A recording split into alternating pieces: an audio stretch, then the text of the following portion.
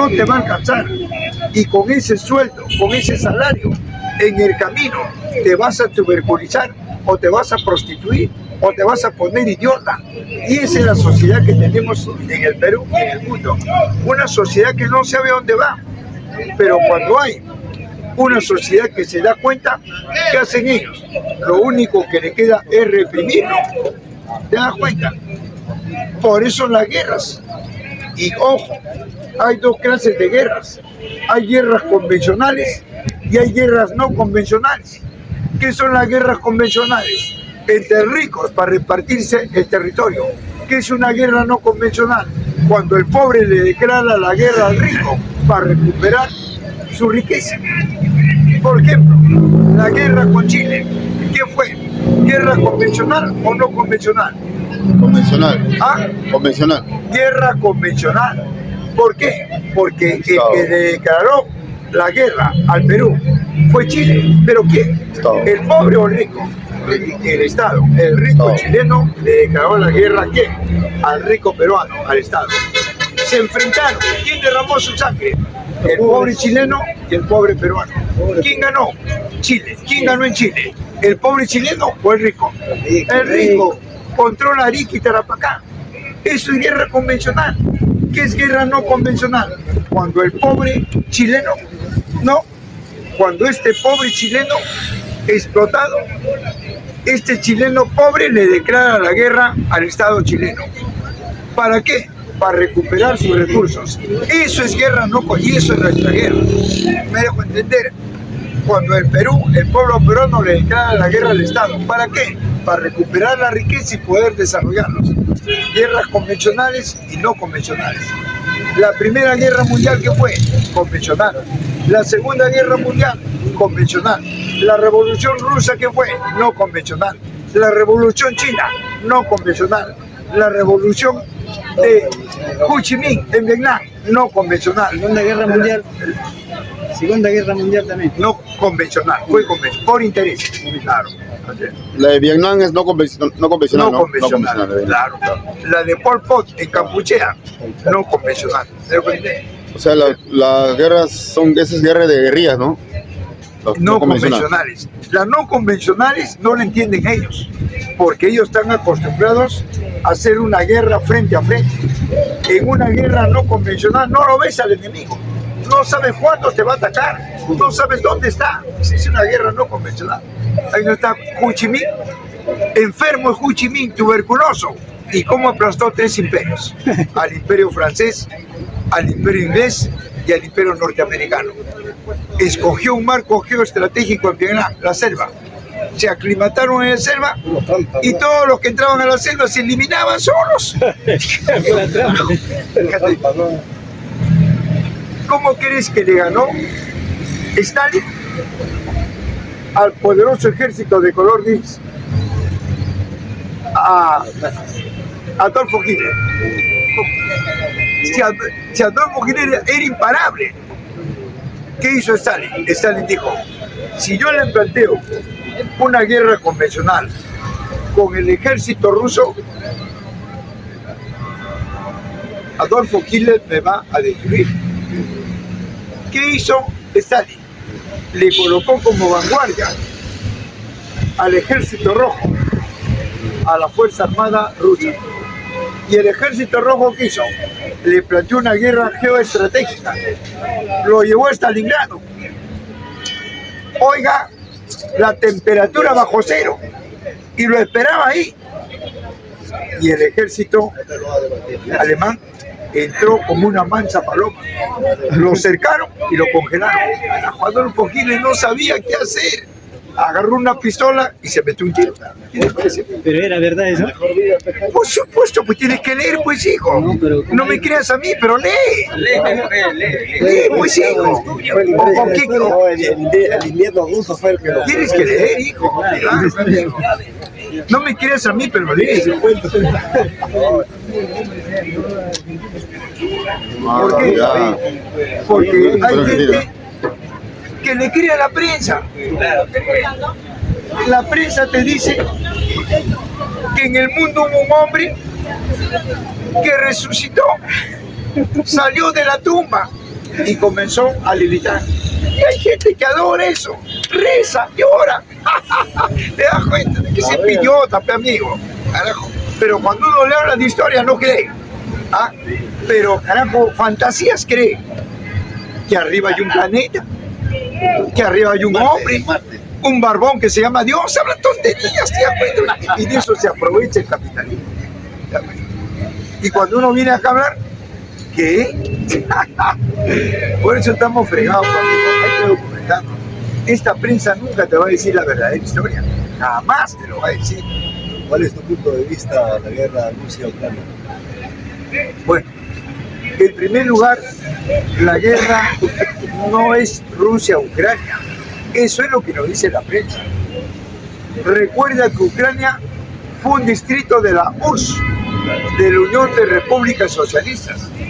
Y recuerda que producto de la Guerra Fría, Ucrania pasó a ser un país, entre comillas, independiente, entre comillas. Pero políticamente sigue anexado a Rusia. Bien, ¿qué pasó?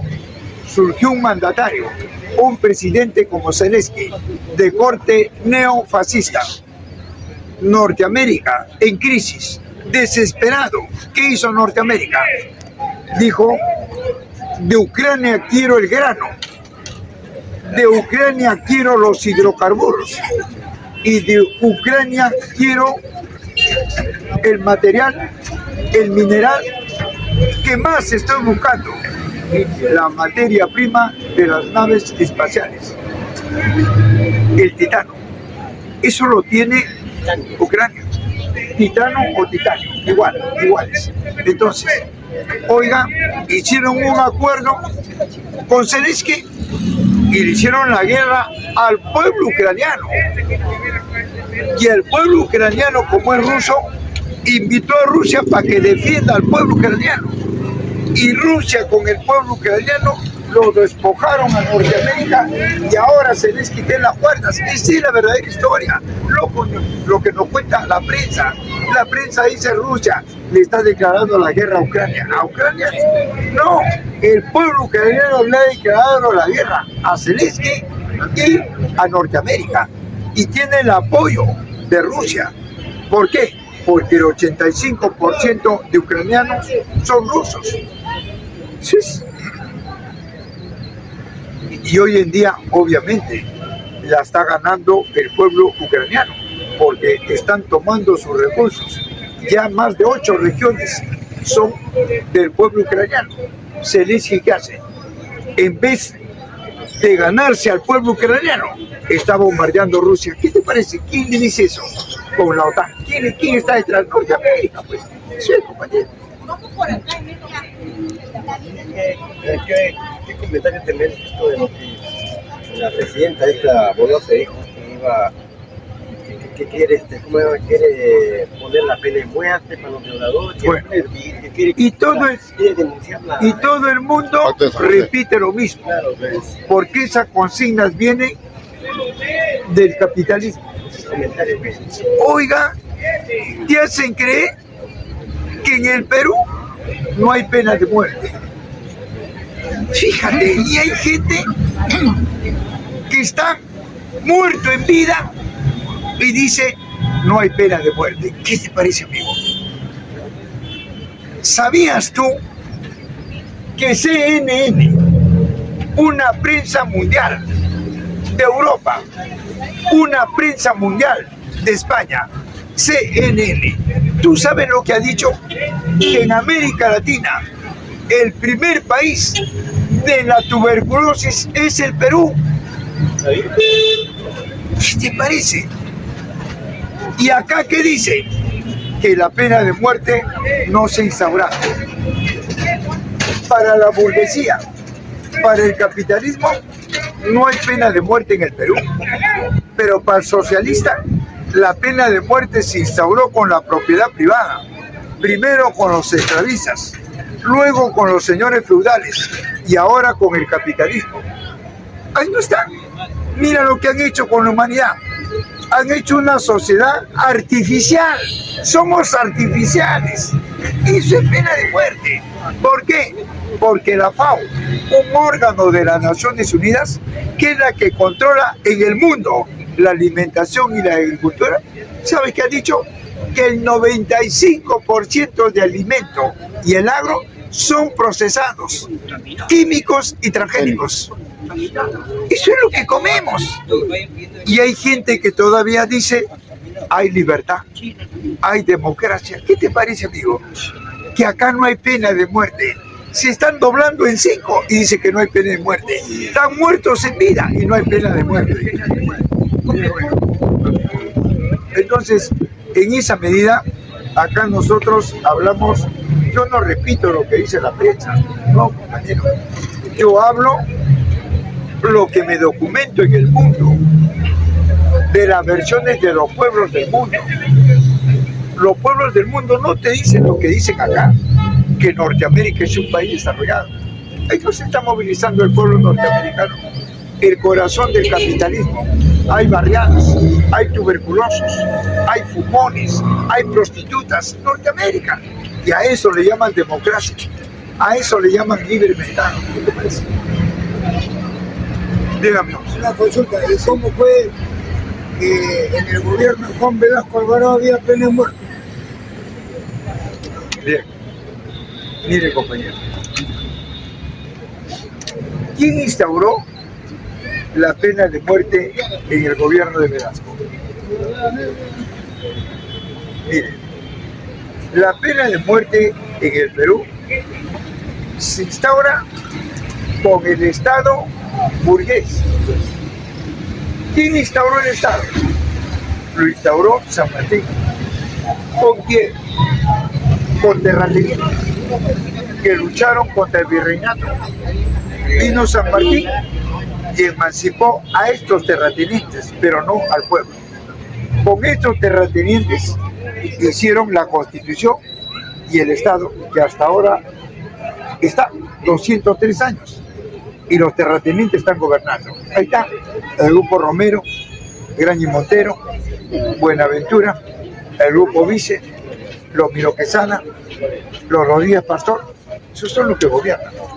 Los presidentes son guachimas. Presidente que no está de acuerdo, afuera. Ahora bien, Y la pena de muerte. escúcheme bien. La pena de muerte en el Perú se instauró con la propiedad privada. ¿Quién la instauró?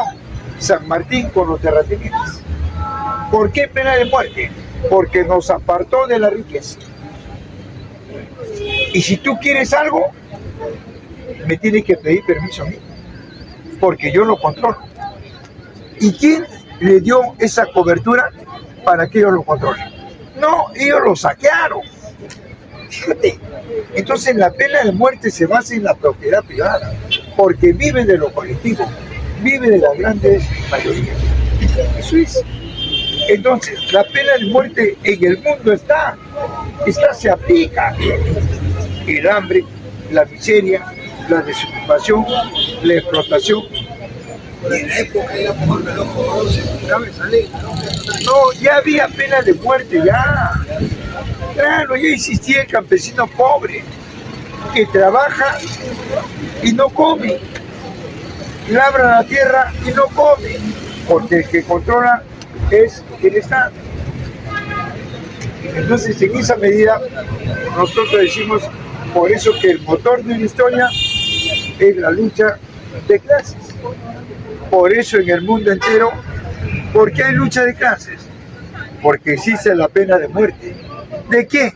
De una clase dominante sobre una clase dominada o mayoritaria, que somos nosotros. Entonces, no va a haber pena de muerte cuando la humanidad recupere el planeta que es de todos. Ahora no. Ahora el planeta está... Sí, pues estoy hablando, amigo. Ahora el planeta está en pocas manos y controla todo. La educación, la salud, la vivienda, el trabajo, todo lo controla. Y le ha puesto un precio para que el pobre siga siendo más pobre. y el rico más rico. Por eso en el mundo entero, el que trabaja no come y el que no trabaja bota la comida. Vivimos en un mundo en donde el que trabaja no tiene un pedazo de tierra y el que no trabaja tiene residencias. Así siempre fue la sociedad, nunca lo fue. Amigo, en la primera sociedad el hombre no explotaba al hombre, sino a la naturaleza. Eso era la primera sociedad que duró 100.000 años. ¿Quién la fracturó? El vago, el que ya no quería trabajar la tierra. Ya, ¿qué quería? Controlar.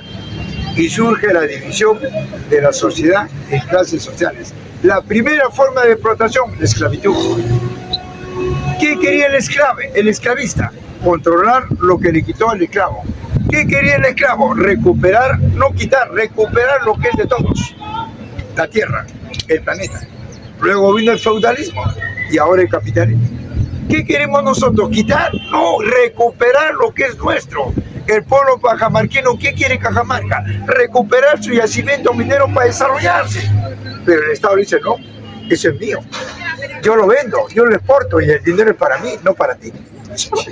Sí, ese es en todo el globo, en todo el planeta.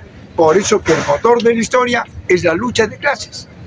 La mayoría lucha por recuperar el globo que es de todos y la minoría lucha para mantener el planeta en pocas manos. Capitalismo, socialismo. Solamente como hay dos clases, hay dos ideologías. Capitalismo con la propiedad privada y socialismo con la economía colectiva. Dos filosofías. La concepción divina, brazo filosófico del capitalismo, y la concepción materialista, brazo filosófico del socialismo. Y dos clases sociales, en donde la mayoría, ya lo dije, por recuperar lo que es nuestro, y la minoría por mantenerlo en pocas manos. ¿Estamos, amigos? Entonces, pero en estos momentos la lucha de clases la va ganando la minoría. Bien. En la realidad, Orlando, la minoría, porque es la mira, que... a ver, amigo, ¿de qué estoy hablando, pues, amigo? Termine con 20 horas, yo me voy a la casa. Mira, amigo. Ya. Mira. Si tú me dices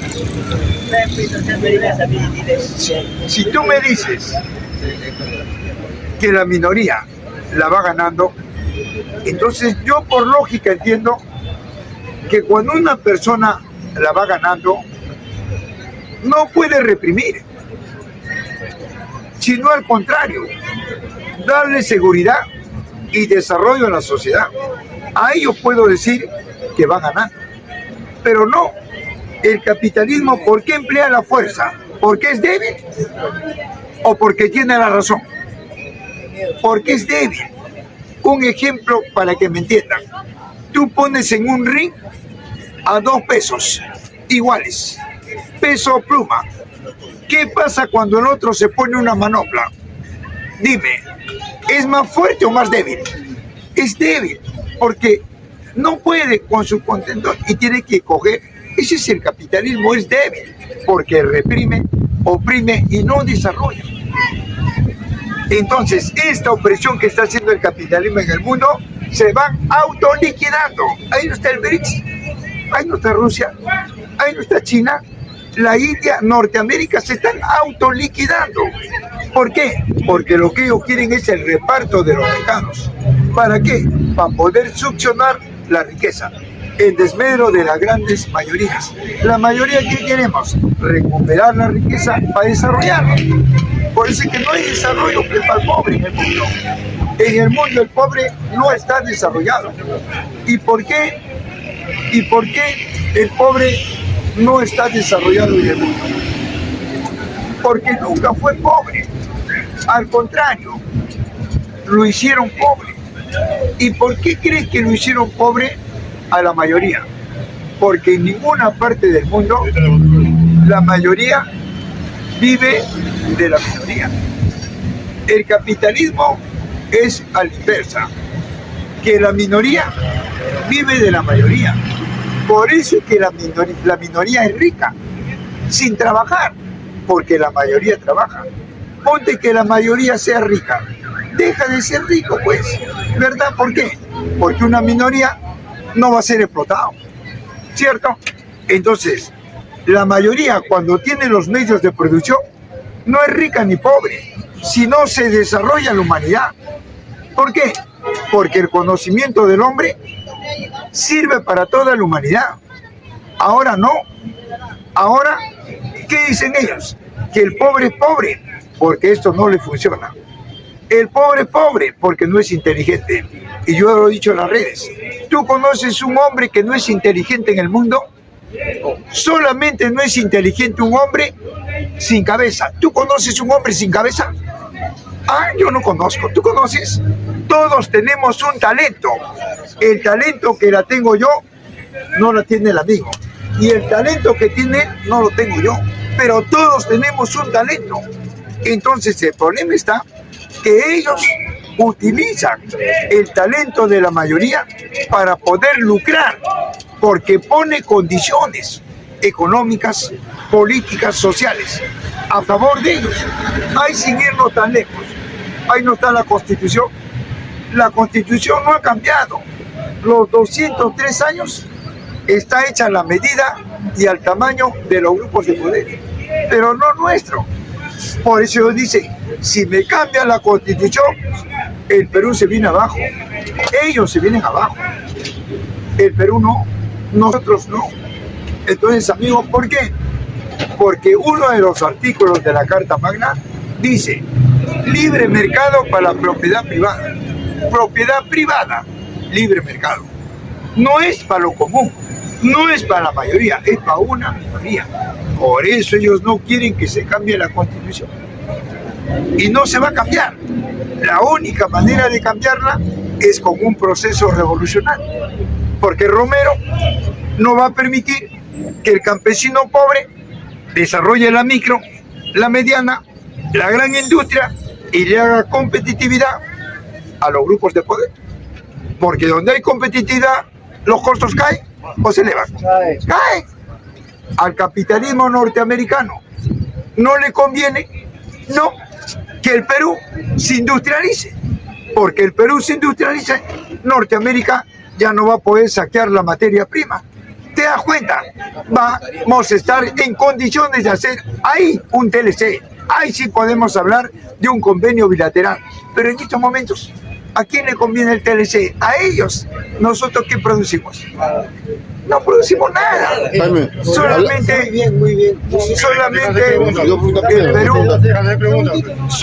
el Perú sigue siendo semifeudal.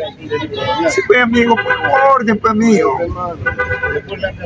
Solamente el Perú por eso sigue siendo hasta ahora semifeudal y semicolonial. Pero puede cambiar.